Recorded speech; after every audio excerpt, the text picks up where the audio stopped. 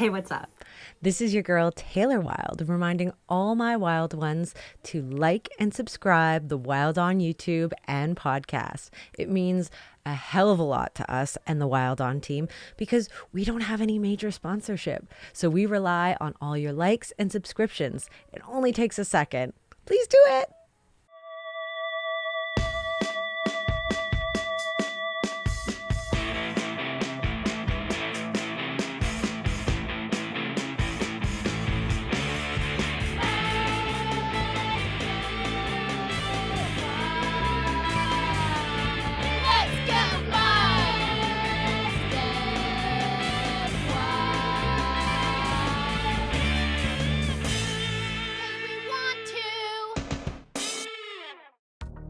Today's Spiritual Saturday guest is a personal hero of mine.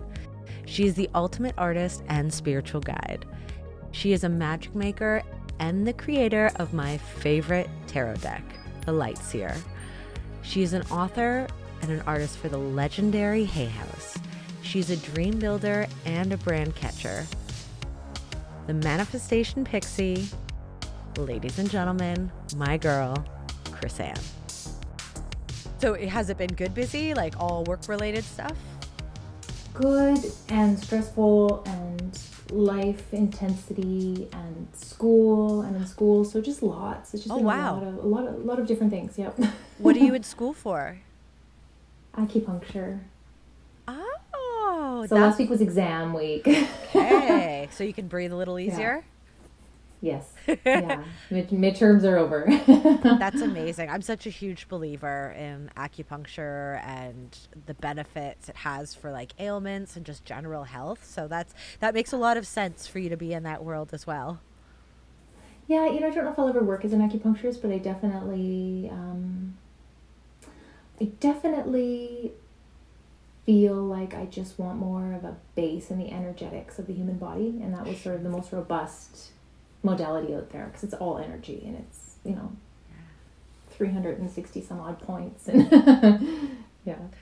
Well, it's really interesting because this podcast has really gone through this evolution where I started focusing on all my girlfriends and my sisters that are professional wrestlers because they're these like backstage badasses that they're on their own spiritual journeys or they're entrepreneurs and then I've been on this big spiritual journey myself. So I spent a lot of time myself looking up spiritual people on Instagram, and I found you because this deck, the Light Seers deck that you created, was a real game changer for my own personal tarot journey. So thank you. That makes me happy. No, it's funny because there are so many, well, not funny, haha, but like ironic because there's so many decks out there, and of course it's what resonates with you. But I know so many people that deck specifically was a real game changer. So much to the fact that all my friends that are more spiritual or into the occult, they were like fangirling that I got to talk to you today. Aw, that's so nice. Well, we can all fangirl on one another. I am a fan of anyone who is on their own journey and like being vulnerable enough to share it with the world, For sure. Absolutely. Yeah. Now, how did you get to the point where, like, I know you're an author and you've got a lot of different cards in your deck. What made you develop your own tarot deck, your first deck?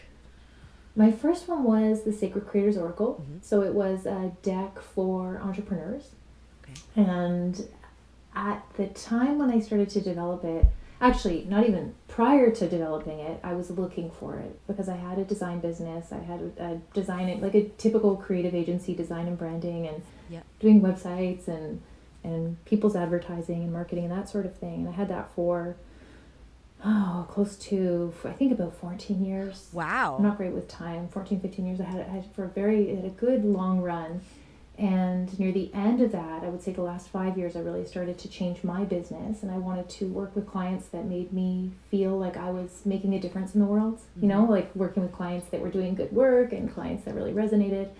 And then I really also started to play with, understanding, especially when I worked with smaller businesses, not as much with like, because I had some larger clients where, you know, you're sitting in a room full of people doing branding. But when it was those smaller businesses where the business owner was really central to the business and the success of the business, I started to realize really quickly that there was sort of a type that did really well, and a type that took off really quickly, and a type that made money in the first year, where everyone else kind of just putted along for the first 3 to 5 years before they found their groove. Okay.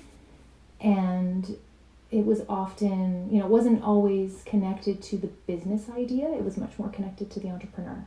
Interesting. And their belief system and how they were kind of fearless, and they would take risks, and they didn't let themselves get in their own way, and, you know, all of the things that we do as entrepreneurs. So I first started playing with Oracle and tarot decks with my customers, trying to kind of bring different things to branding consultation so that they would start to give themselves permission to see their own blocks. Oh, interesting.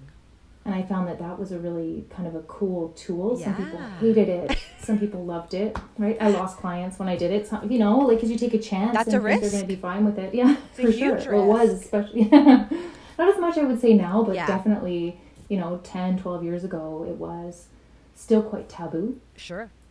in business anyways. And so I looked for years for like a business oracle, and I couldn't find one. And so then I just kind of ended up saying, okay, I need this for my clients. I'm going to make it, and I'm going to make it and use it myself, and maybe other people will think it's a good idea. Wow. So that's kind of how I got started. That's really, really cool. Like, I guess my general maybe ignorance is thinking you have just been on the spiritual journey yourself, and you know, it was something you wanted to see, or maybe you have just an art background, fine arts, but for it to have been something you incorporated in your business, like I'm thinking like the Netflix series Billions, and here you are at the top of your corporate game, and you're like, by the way, tarot cards. Interesting. Yeah, it was, I mean, it was, like I said, it was a risk, but I found it was so useful, Right. you know? It was a risk I was willing to take, because when people were, like, you know, people put this sort of sense of magic on the cards sometimes, and they intuit what they're going to intuit, and they Right. think, you know, the power is in the card and not in themselves. Right. But when they do that, they'll often say exactly what they need to hear. They say, you know, they interpret something in the way that they needed to. Yeah. And so that would always be, I mean, it was a fantastic tool for kind of that, it wasn't so corporate, I would say, that entrepreneurial community. You Right. know? No, I understand. And so I've been on this big manifestation reading binge right now, and I've started with the OG Florence Scovel Shinn. And what would you say was the biggest difference between those entrepreneurs who were really successful in their first year? Would you say they were on that positive manifestation sort of journey? Yes, 100%. And they were also, even more so than that, I think the trait that really stood out to me were the people who, like, they had this ability to make a decision and stick with it and give it a try, and also then pivot really quickly and not beat themselves up for it. But it was the trust in their intuition, the trust in their decision-making ability to just sort of go with it, know that it's going to work. And then, well, if it doesn't, we're just going to like slightly nudge it in a different direction. And it's not like the sky is falling and Sure. the business is over and I'm a horrible entrepreneur, you know? So it was really that trusting in their own, it was an intuitive decision-making process. And a lot of times I started noticing the pattern, not necessarily in my small one-on-one sessions. I started noticing the pattern in the people that had larger businesses that I was working with, that they had this sort of ability to just, doing it, and within a week they're off, you know? Wow, interesting. And it's just that just shows, you know, the power of your spoken word and the power of listening to your gut and taking those blockages out. Is that's proof is in the pudding that exists in the corporate world, even if they don't see it that way. But exactly. Like, they would often just call themselves like, oh, I just have this like great instinct for business. Of course. You know, but we on the other side, I was just watching them sort of, you know, watching their movements and their decision-making abilities and thinking this is and seeing it, because I worked one-on-one with business owners for so long that you kind of just start to see the patterns, you know? So that's very interesting for you. Obviously, someone so spiritually aligned. You work on intuition, and you know that there's more than this 3D plane. How did you find that balance every day between being a spiritual person and being in that corporate world and like staying in a high vibration?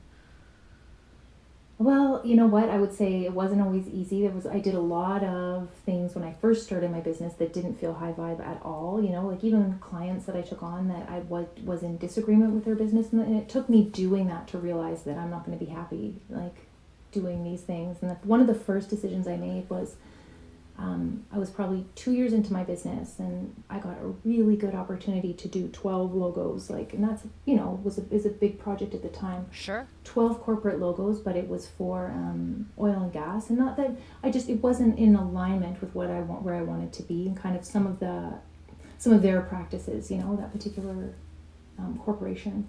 So I said no, and it was kind of the first inkling of, wow, I can like make decisions based on my heart in this, and I'm going to be okay. And of course another job came through the door right away because I needed the money. Right. And I was like, I'm not going to do this not just for me, but also for the people that were working for me and how they felt about it, and, you know, wanting to make sure that everyone was feeling good about the work that we were doing. So, I mean, I was able to make some decisions in that way, Yep. you know, feel good work. Yep.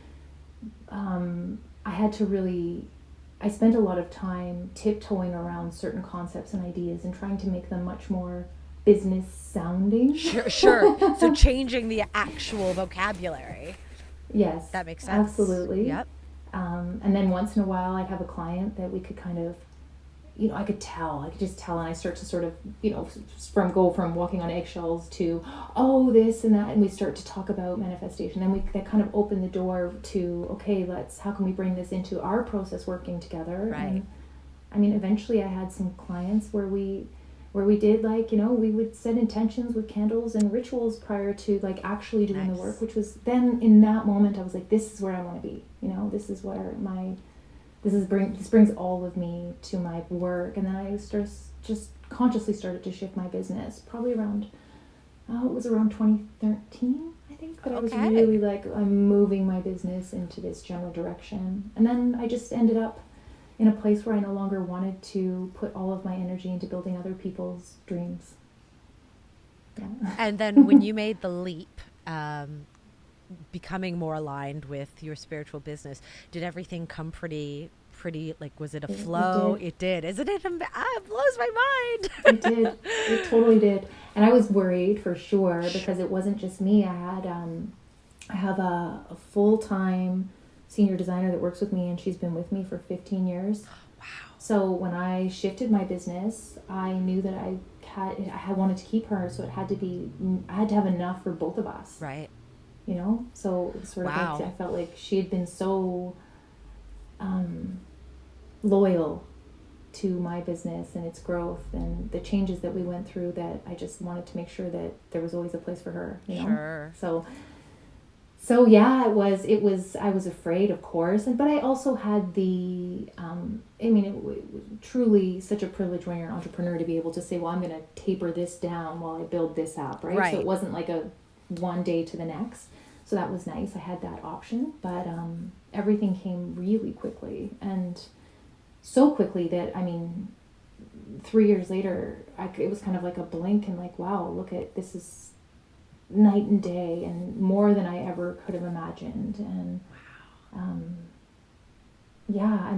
and I did a lot of, you want to talk manifesting, I did a lot of manifesting stuff when I was shifting, Mm-hmm. and incorporating a lot of those sort of intention setting into my monthly business sort of cycles and rituals. And when I did my first deck as an independent, as an indie author, Yeah.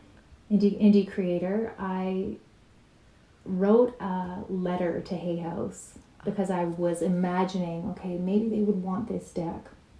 And I wrote the letter, and I went through all of their, do you know when you want to get something published and you go to, there's like all of these things, the publishing company needs this about your marketing and this about your audience, and they want to know how big your email list is. And I went through all of this sort of, it was a lot of work, to be honest with you, to put together my letter Yeah. for them, my kind of package, and I didn't send it. I never sent it. I put it together. I didn't send it because once I started, going down the path of putting it together, I thought, it's just not quite time yet. Okay. It's not the right time. And then shortly after I did my Lightseers, where I had kickstarted my Muse and my Lightseers Tarot as an independent creator, like, I don't know, maybe 3 years later that was. Yeah. Hay House, their acquisitions editor, came to me and said, would you ever consider publishing with us? And I was like, oh my goodness, yes, it's one of my dreams. And her name's Allison. She said, well, there's just one hoop you have to jump through. You need to go through the process and write this letter according to these, you need to put this letter together. Yes. And I was able to say, I have it. Just so happens. So I went to my old computer, pulled it off, changed the title of the publication, and was able to send it to her in 5 minutes, which was so, it's like one of those things that you think, it's beyond coincidence. Oh. It's just one of those serendipitous things Sure. where you put the intention and the energy into it in a way that, it really does. These things don't always pan out in the moment, but they always make sense in hindsight. Well, that's beautiful. Like, that's manifestation and setting intention at the best. Like, you visualized what you wanted, you felt it, you wrote it out, and then you even had the intuition to be like, not yet. Not yet. but it was there. All you had to do, it's incredible, really. But obviously, yeah, you had to believe it. You had to truly, truly believe it. I think so. I really do. I think sometimes just going through the motions, and sometimes even if we don't totally believe it, we can get ourselves part of the way. Absolutely. By just taking action, Yep. right? Maybe I wasn't in full belief at that moment. I'm sure I wasn't, Mm-hmm. Yeah, the universe is just so awesome that way. It's just so cool the way, is. It meets us when we take our action steps. It meets us every time. Oh, not always the great. way we think, but it Well, it's funny you said that resonates with something that just happened to me. I'm a full-time firefighter, and we have had all these recruit classes come in. So they need active firefighters to step down from duty for a few months and teach. And I thought, I got the email, and I thought, you know what, that might be really good for me in my life right now. I'm going through a lot. Maybe this is the welcome change I need. And I thought to myself, I'm going to get this job. And I didn't get the job at first. And then someone fell off, and they called me and they said, you're next in line, because it's all seniority based. They make sure, there's no good job, kid. It was just you were next in line. And then I just had this gut reaction. I thought, you know what, I can't do all the creative things I want to do because it would be going from shift work to straight days. And I had this feeling as soon as I was offered the job, this isn't right. And then I looked at the clock, and it was 3:33, and I thought, okay, that's the right decision. It's just, the universe is always has your back when you need a sign or something to reinforce your decision. And when you are open, it is amazing how blatant the signs can be for you. Absolutely. Yeah, for me, I see numbers too when it's something that I'm thinking about that it's like, okay, you're right. That's one of my biggies.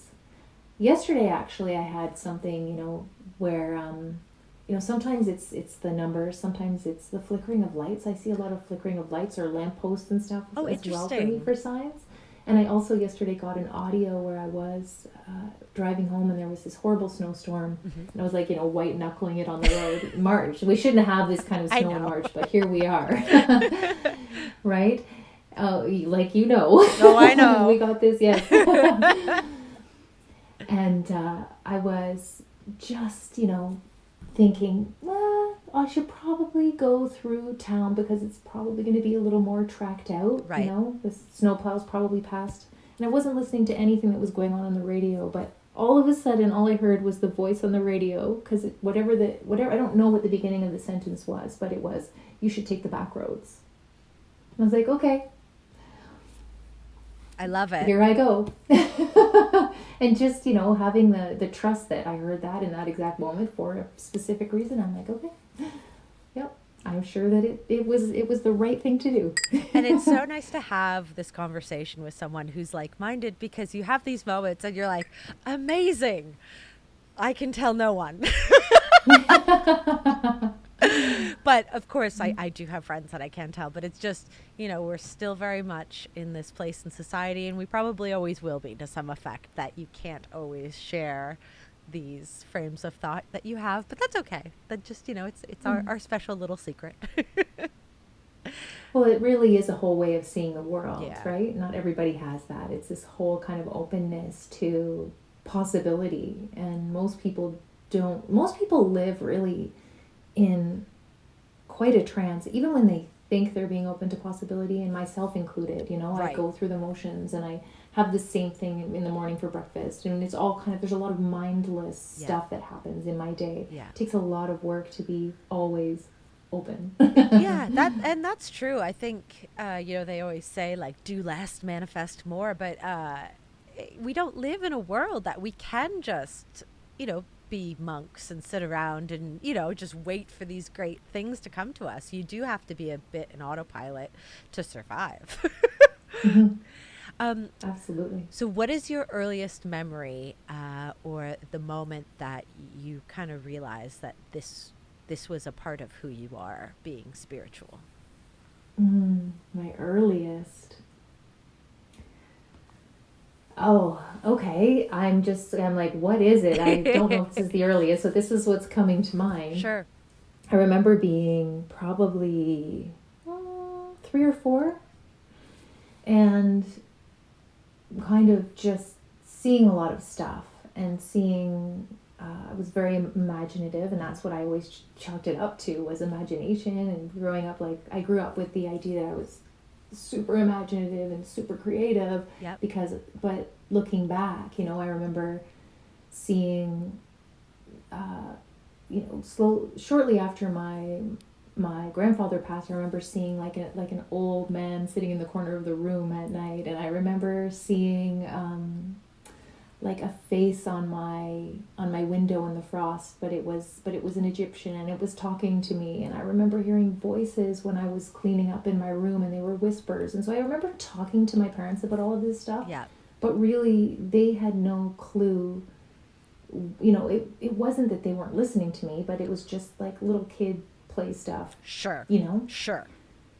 Oh, what an imagination you have. And that was like the the tagline to just about everything I said. Yeah. No, and I think I had very similar reinforcement, and it's just, what do you say to that? It's a kid just being imaginative, but it's not till you get older and you become your own steerer of your boat that you're like, oh no, there is much more going on here. I'm not just. And I look back at totally some of the messages, and I'm like, you don't get those messages when you're 4, like from your doll, Totally. And but to this day, I would say, because of that reinforcement that it was imagination and creativity, I have a real difficulty untwining the two. It's like I get this information, and it feels to me like it's like like what's creativity and what's intuition. For me, it's still kind of messy to pull them apart. There are some things that are very much intuitive. Sure. But they're still so closely related in my mind, because that's the place they were put in when I was a kid. But that makes a lot of sense too. Being a creative, like the way the information channels down to you is like the opposite of crystal clear. So to know and to differentiate, but I guess for you, it's worked out in the most beautiful sort of synchronicity, as your art is, a form of divination for so many. And I kind of wonder if maybe that's the difference between your decks versus other people, is the way you see spirituality you put onto your cards, if that makes sense. So I've never thought about it. That's cool. Yeah, it is, because it is really much like, like this entanglement of like, what is creator, what is the muse. And you're just channeling all of it, which is... it's like the same source for me. So Pretty cool. So, do you do a lot of tarot readings for yourself? Do you do them for friends anymore? Because you're in a place where I'm sure, like, you just there's not enough hours in the day. So for myself, I don't do as many as I used to do. Okay. You know, for years and years, I did daily readings, and I Yep. was always, very engrossed in my tarot practice. Now I probably read for myself maybe once a month. Okay. Just when something comes up, when I'm stuck, or I have extra time, like if I have this like luxurious time and it's a certain day or a portal or a new moon, and I just really want to go deep, and I want to go deep with journaling, then Yeah. I'll often pull a card if I feel like I need that. As far as reading for other people, I do, but it's mostly in the container of I have a program that's Sacred Creators, and I work with business owners and building their business. So I do a lot of business readings. Okay. I don't have like a book for a session that's like an open tarot reading session. I don't do that anymore. Sure. I don't like doing. It's not that I don't like reading for people, because I really do, but I don't necessarily love like the tip. I don't like doing readings that are about love or about health, or I really like the career, business. Yeah. That's just or creator, potential, life purpose kind of area. That Sure. just is where my heart is, and that's where my strengths lie. With a love reading, I tend to so many times as a reader, you're going to hear the same questions over and over again, and I find it so difficult to watch someone. Most of the time with love readings, people are coming because they want you to tell them what they want to hear. Yeah. That's my experience. It's not really like they're really open to like, unless it's just an open reading where it's where will I find, what do I need to know, those sorts of things. Right. But when it's about a specific person, it's always that they're coming to you because they want the information they want. Yeah. Right? Yeah. So That makes sense. That makes complete sense. I would say for your deck, for my daily readings, for the Light Seers deck, I always do the 2-card pull, and I find that's perfect.